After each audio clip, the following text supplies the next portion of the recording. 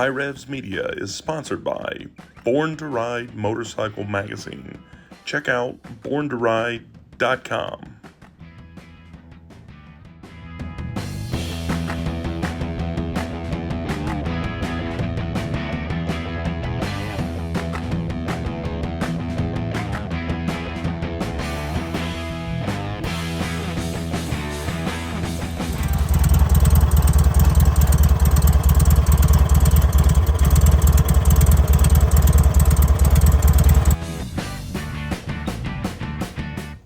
Alright guys, here's the bug. Haven't driven it in probably a month or so, but just kind of sitting over here at the shop and about to start messing with it again pretty soon. Got some big plans for it and a lot of things to do, but it should be pretty fun. But it's getting pretty nasty just sitting around. But anyways, this is what I want to show you. All right, guys, check this out. Man, that looks so good. So awesome. This thing is wicked. So we checked this out. This is from Matthew Yurchison. There's his contact info there.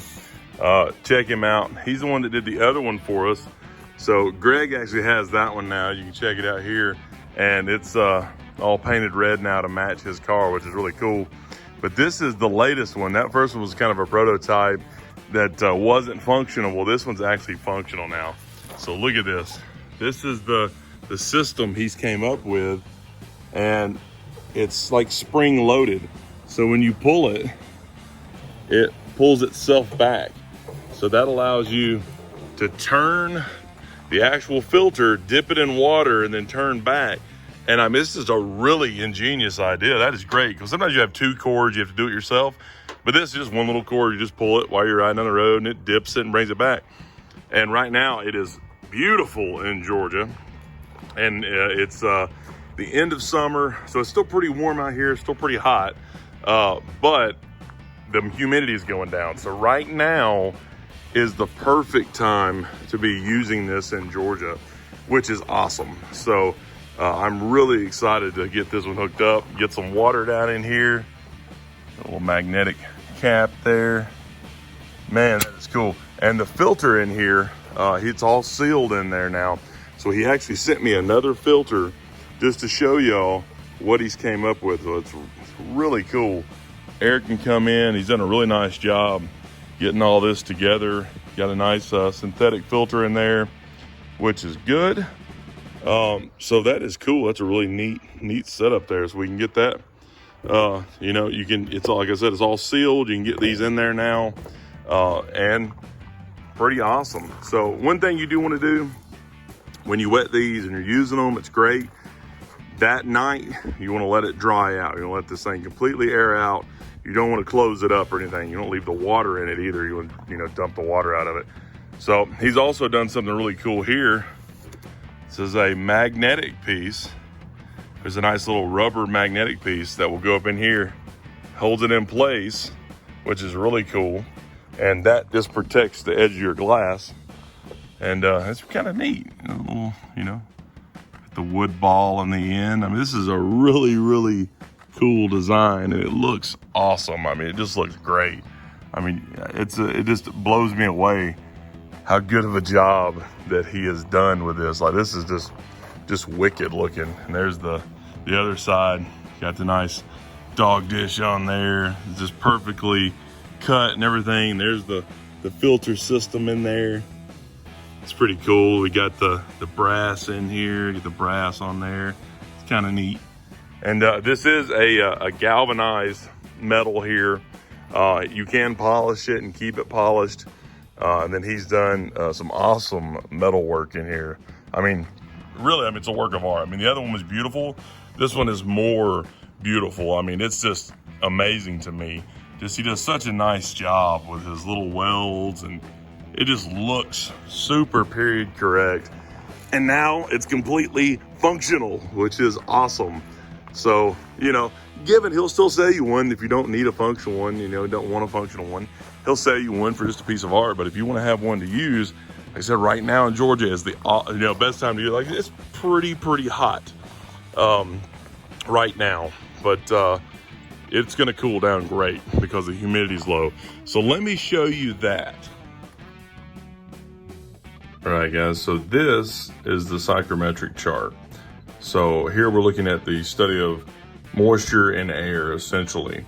So this is a sling psychrometer, and what we're looking at here is wet bulb temp and dry bulb temp. Dry bulb, completely dry, just regular ambient air temp.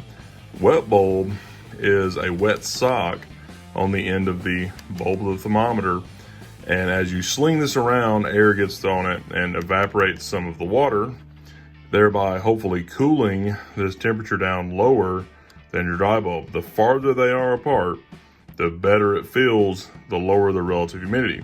The closer they are, then the higher the relative humidity is, and the worse it feels. You just get wet. Usually we have a pretty high relative humidity in Georgia throughout the summer. Luckily it's beginning to be fall, and we're actually getting a little bit of a fall this year, which is kind of nice. So the air temps have gotten a little bit cooler, still pretty warm, but the relative humidity has came down. And this one's pretty old. It's somewhat worn out, a little messed up, but it still works for what we're doing. Just to explain dry bulb and wet bulb to you. So when we look at the psychrometric chart, we can look at the temperatures. It's about 85 degrees and it's about 50% relative humidity. So when I line those 2 points up, this is where I'm at. So on the chart, if I am running air through the swamp cooler, then I can actually cool the air down because it's 50% relative humidity. So if it's 100% relative humidity, then that would bring me all the way up here, and we're gonna have a much higher temp at 85. This chart don't even go that high, but that's 100% relative humidity here, and that means it's raining, right? So what's gonna happen is in the swamp cooler, as the water is evaporating, you've got the latent heat of vaporization. Water is 970 BTUs per pound. So as the water evaporates, the air temperature is going to get colder. So what's going to happen is your dry bulb temp is going to drop down, right? Let's say we went from 85 down to 75, right? But what's going to happen is if we just drop straight down, you're going to go from here to here, and now we're right at 70% relative humidity. So the relative humidity has gone up, right? So there's more moisture in the air, but the air temperature has actually dropped as a result of the evaporation of the water. And this is just a small example here showing you this on the psychrometric chart so that you can see the change of our relative humidity lines. And these are the curved lines there. So, and then another thing here, here's our wet bulb temp. So running at 85 degrees and 50% relative humidity, that puts our wet bulb temp right here about 71. So I'm not feeling 85 degrees. Even here, I'm feeling 71 because of the lower relative humidity. So that's even better. The swamp cooler really only works though in a relatively low relative humidity. So that's where it can actually evaporate the moisture and actually cool the air down. So this is just a neat way to see that. All right, guys, so that's kind of neat. But check this out. So right now, it is literally just hanging by the glass right here. I don't have it brought up to it or nothing like that. Again, I've got this on there, so which I want to keep. So it's not going to sit exactly right because of that, and that's my fault. But I want to keep it. But look how strong this is. Look how well of a job that he's done, that it holds on by itself. I don't have any supports. I don't even have the glass up, and it's just sitting there. And that already looks pretty killer. So I'm going to go ahead and get the window on up, get the support brackets on here, and we'll see what it looks like. All right, guys, there it is. This thing looks awesome. So this bottom line, you really want pretty flat. So we're going to be putting the water in there here in just a minute. But that looks really, really cool. So again, these are, you know, a lot of adjustment here. You get it set where you want it. You can cut these off wherever you want. Make sure the nut's on there so you can back the nut out and clean the threads up. And you can paint these. You can do whatever you want with them. And that is super cool. I love it. So now I want to go try it down the road. All right, guys. So now let's just grab some water from the hose and put in this bucket. Not the best way to do it. Probably carrying bottles of water would be the best thing to do, so that you can do it that way. And just have some water to drink and have some nice clean water to pour in your swamp cooler as you need it. And you could even use ice cold water. That doesn't matter. It's really more about the evaporation of water. As the air goes through and the water evaporates, the water is actually the best refrigerant on earth, and it will absorb the heat from the latent heat of vaporization of the water as it slowly goes away. One of the things that's important, you don't ever want to put dry ice in here, okay? Dry ice is colder than water, that is true, but dry ice is made up of CO2. But solid CO2, solid carbon dioxide, it sublimates, turns into gas CO2. Now, CO2 doesn't hurt you per se. Filling up the car with CO2 can't hurt you, except for the lack of oxygen will. You have to breathe oxygen, only breathing CO2 will make you really tired, really loopy, and you'll probably wreck. Hopefully you bust a windshield or something so that you can actually breathe while you get knocked out. And you come back, but you definitely don't want to do that. Don't put dry ice in there. Don't anything silly. Water only. Okay, evaporation of water is what we want. So let's go take it down the road. All right, guys, got the car warming up. Look at how cool that is. And wet your wick.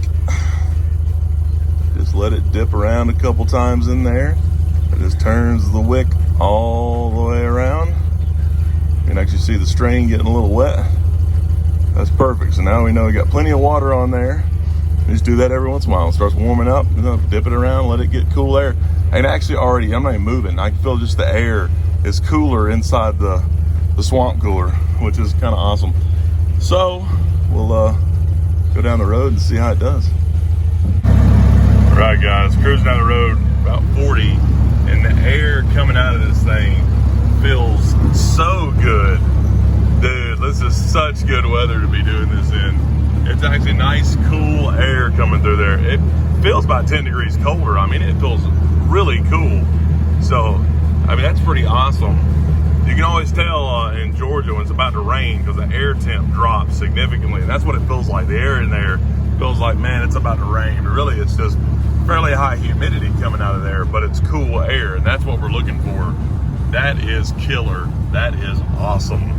So freaking cool. I absolutely love it. Such a neat idea. All right, guys, sitting at a red light, you start sweating a little bit.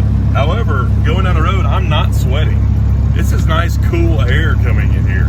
So, and I sweat all the time, and I can feel myself getting a little warm sitting still. But going down the road, having this cool breeze just come over and hit you in the face, it's so cool.